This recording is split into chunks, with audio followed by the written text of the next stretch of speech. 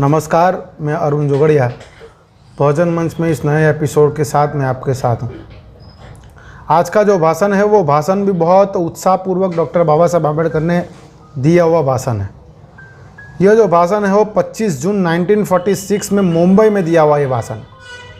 जब इस भाषण को आप 40वें वॉल्यूम में पढ़ेंगे तो आपको बहुत ज़बरदस्त मोटिवेशन आज के समय में जो ज़रूरत है बहुजन आंदोलन को वो यहाँ से मिलता है।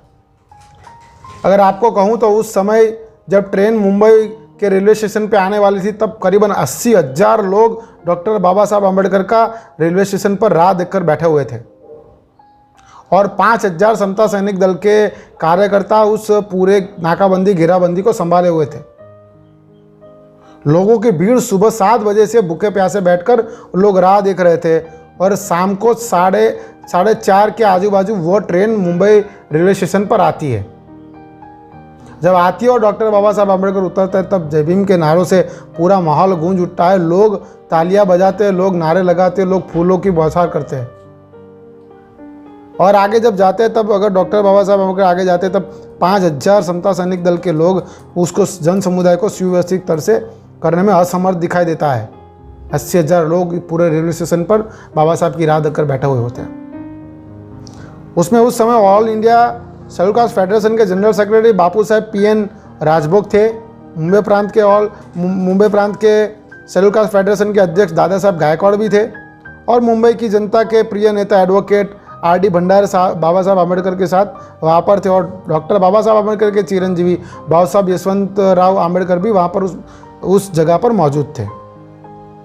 धीरे धीरे डॉक्टर बाबा साहब आम्बेडकर को लेकर लोग आगे जाते हैं तब 15,000 महिलाएं डॉक्टर बाबा साहब आम्बेडकर का स्वागत करने के लिए सामने खड़ी हुई होती है और डॉक्टर बाबा साहब आम्बेडकर को मालाएं पहनाती है और उसके बाद डॉक्टर बाबा साहब आम्बेडकर को मंच पर ले जाया जाता है। उस समय लोग नारे लगाते होते हैं। उस नारे को अगर आप ध्यान से देखेंगे आपको पता चलेगा कि आम्बेडकर जिंदाबाद, भीमराज शेड्यूल कास्ट फेडरेशन की जय हो, और एक नारा लगता है कि स्वतंत्र मताधिकार हासिल करो।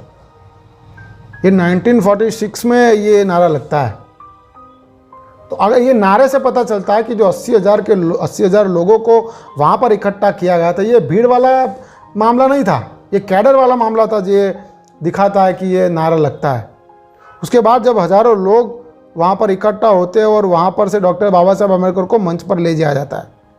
मंच पर ले जाकर डॉक्टर बाबा साहब को भाषण देने के लिए जब खड़ा किया जाता है तब डॉक्टर बाबा साहब आम्बेडकर अपनी एकदम स्ट्रेट बॉडी लैंग्वेज में खड़े होकर अपना भाषण शुरू करते हैं।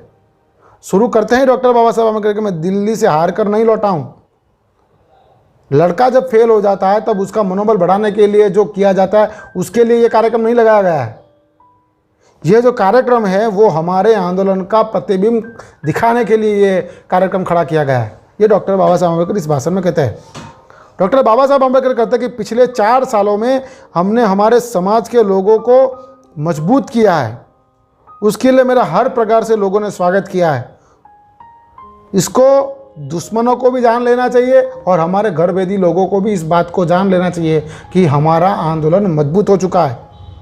डॉक्टर बाबा साहब आम्बेडकर यहाँ तक बात कहते हैं कि अभी जो अस्थायी रूप से सरकार मंत्रिमंडल बना है उसमें अस्पृश्य लोगों को जगह दी गई है।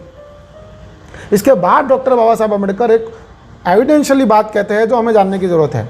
डॉक्टर बाबा साहब आम्बेडकर यहाँ पर 1945 में हुई शिमला परिषद की बात करते हैं जिसमें गांधी जी के द्वारा अस्पृश्य लोगों को प्रतिनिधित्व, उस परिषद में प्रतिनिधित्व देने को लेकर विरोध किया जाता है। उसकी बात डॉक्टर बाबा साहब आम्बेडकर यहाँ पर कहते हैं।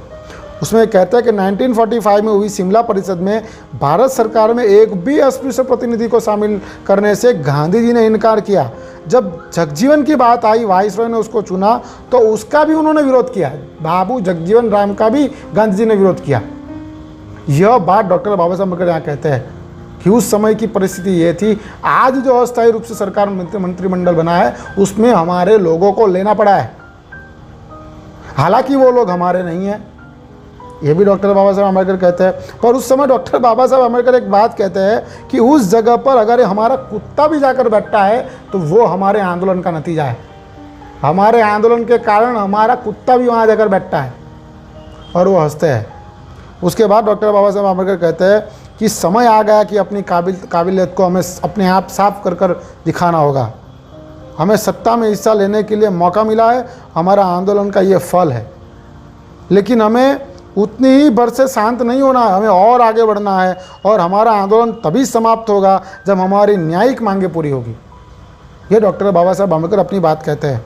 उसके बाद का जो फकरा, जो पैराग्राफ है, वो हमें बहुत इंपॉर्टेंट वे से समझना चाहिए।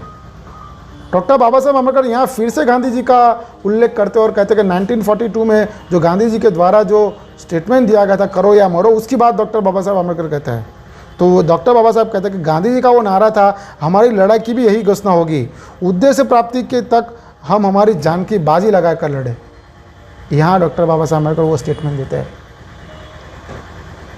आगे डॉक्टर बाबा साहब कहते हैं कि हम ये युद्ध जीतेंगे। उसके बाद का जो पैराग्राफ है वो हर एक बहुजन समाज के लीडर को पढ़ना चाहिए, नेतृत्व करने वाले लोगों को पढ़ना चाहिए। और मैं ये नहीं चाहता हूँ कि उसमें से एक भी शब्द को ऊपर नीचे हो, मैं पूरा लाइन पैराग्राफ आपको पढ़ा के सुनाना चाहता हूँ। मुंबई हमारे आंदोलन का केंद्र है, इसीलिए 4 साल में मैं एक बार दुगने उत्साह के साथ आपके सामने आया हूँ। सिर्फ मेरा कार्यक्षेत्र ही बदला है, बाकी मेरा अभी भी आपसे वही ताल्लुकात है। आपसी मतभेद को भूल जाइए। अब के बाद अपने दरवाज़ों को हमेशा के लिए खुला रखें, निर्भय बने और जोरदार लड़ाई की तैयारी करें। अपने परिवार से आगे सोचिए और अपने समाज के लिए अपना स्वार्थ को त्याग कीजिए। यह डॉक्टर बाबा साहब आम्बेडकर सामाजिक नेताओं को स्टेटमेंट देते हैं, उनको आदेश देते हैं, और उसी के पहले डॉक्टर बाबा साहब कहते हैं कि इस आंदोलन के लिए अपनी जान की बाजी लगाओ। तो जो सामाजिक नेतृत्व करने वाले लोग हैं उनको ये 2 पैराग्राफ पढ़ने चाहिए। और इसी के साथ डॉक्टर बाबा साहब आम्बेडकर अपना ये भाषण पूरा करते हैं। लोग फिर से तालियां लगाते हैं, नारा लगाते हैं, और डॉक्टर बाबा साहब आम्बेडकर अपना ये स्टेटमेंट पूरा करते हैं। यह स्टेटमेंट जो है एविडेंशियली 2 चीज़ के लिए इम्पोर्टेंट है। जो लोग नारा लगाते हैं बाबा तेरा मिशन अधूरा हम करेंगे पूरा, ऐसे लोगों को ये स्टेटमेंट पढ़ना चाहिए। दूसरा, जो लोग गांधी की तरफदारी कर अम्बेडकरवादी मूवमेंट चलाना चाहते हैं, उन लोगों को भी इस स्टेटमेंट को पढ़ना चाहिए। इसमें 2 एविडेंस डॉक्टर बाबा साहब आम्बेडकर ने दिए हैं। ऐसे ही बहुत सारे एपिसोड लेकर हम आपके सामने हाजिर रहेंगे। तब तक के लिए देखते रहिए बहुजन मंच। आभार।